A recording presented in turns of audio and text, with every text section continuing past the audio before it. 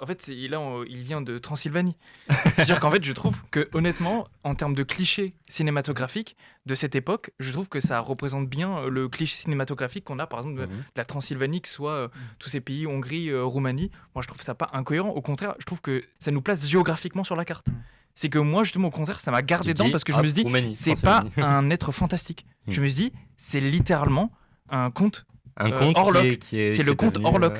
C'est-à-dire que quand tu vois quelqu'un crâne chauve avec des longs doigts comme ça, tu te dis, ok, bon, c'est un vampire. Que là, c'est littéralement un être vivant qui est devenu un vampire. Tu sais, et en fait, on voit l'historique de qui il était avant. Ça donne l'impression d'être crédible. C'est qu'il est plus crédible pour moi. Au contraire, ça me garde dans l'œuvre et j'ai l'impression que c'est plus fidèle à l'historique. L'apparence de Nosferatu dans ce film est en réalité justement directement inspiré de la culture roumaine, et c'est même le réalisateur qui le dit dans de nombreuses interviews.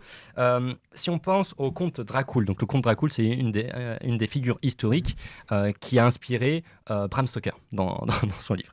Le comte Dracul, lui, donc qui vient justement de cette partie-là du monde, et il avait une apparence assez similaire, et cette apparence a été réemployée par le réalisateur. Et je vais même me permettre de donner un petit avis personnel, c'est que je crois même que c'est mon apparence de Dracula préférée, en tout cas de Nosferatu. Au départ, j'avais du mal. Au départ, j'étais surpris, je me suis dit, c'est étonnant. Je ne m'attendais tellement pas que j'étais très surpris. Puis en plus, la com autour du film, la communication, avait justement mis un point d'honneur, vous savez, à cacher tout ça, bien sûr, jusqu'à la sortie du film. Donc on ne savait pas du tout à quoi s'attendre pour la figure du Nosferatu.